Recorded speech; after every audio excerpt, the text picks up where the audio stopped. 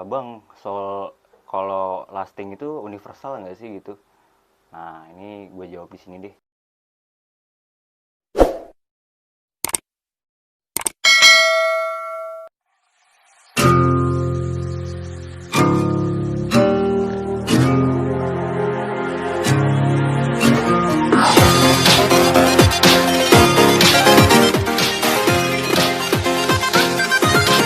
Press start.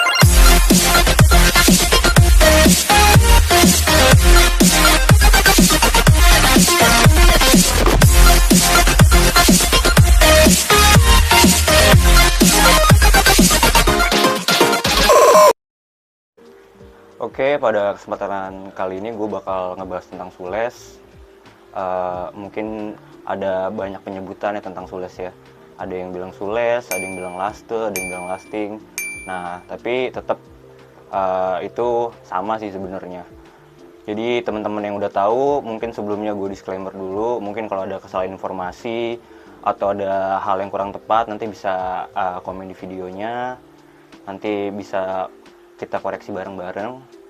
Dan buat teman-teman yang belum tahu, mungkin ini bisa jadi manfaat buat kalian yang nonton video ini.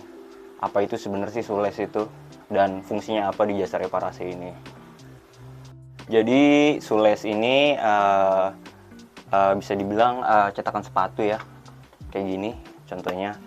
Dan harus kalian tahu kalau Sules itu nggak universal. Jadi kalau ada yang bilang kalau Sules itu universal, itu sebenarnya salah banget, karena Sules itu setiap sepatu punya shaping, punya bentuk yang berbeda-beda.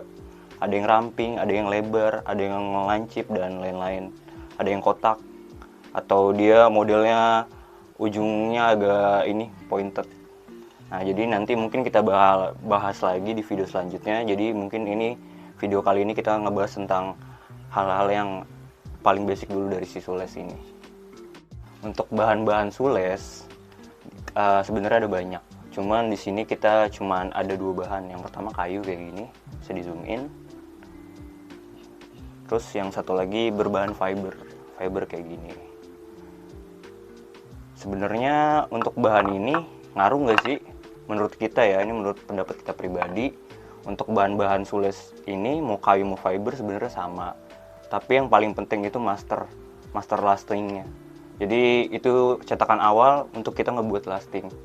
Nah ya, asal master lastingnya dan blueprintnya sesuai dengan sepatunya, dengan jenis sepatunya, mau kita bikin pakai bahan apapun, mau kayu pun, dia bakal tetap presisi.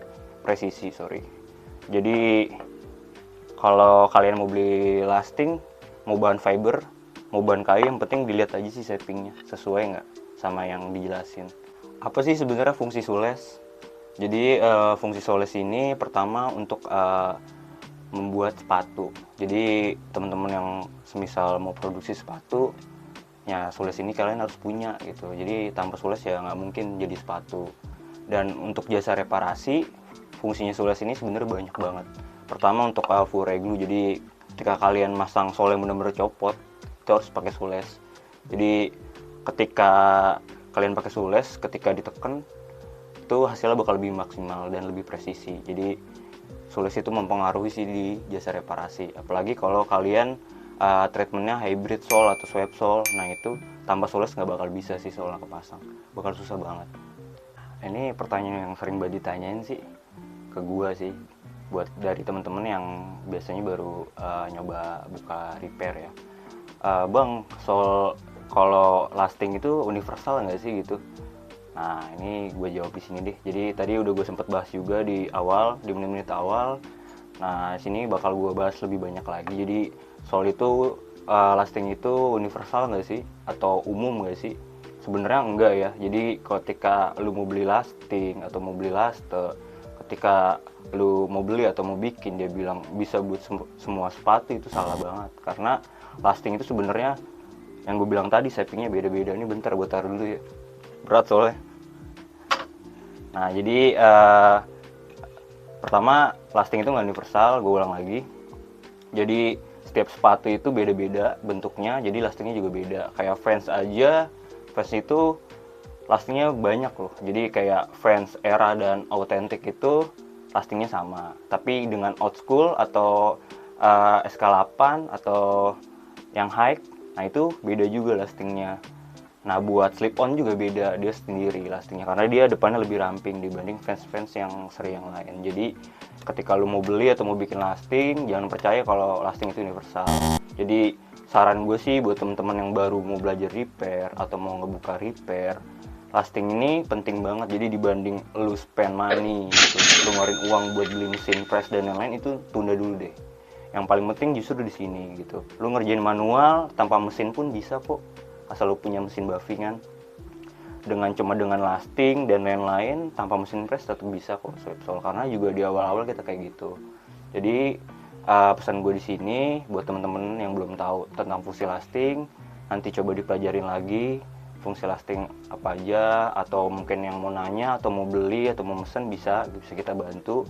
Nanti lo komen aja di video ini, dan teman-teman yang punya saran tentang video apa lagi yang selanjutnya mau kita buatin itu bisa di komen juga, ketik di kolom komentar, atau kita ada salah kata atau ada salah penyebutan atau ada salah yang lain-lainnya, kalian juga bisa koreksi bareng-bareng di komentar, kita diskusi.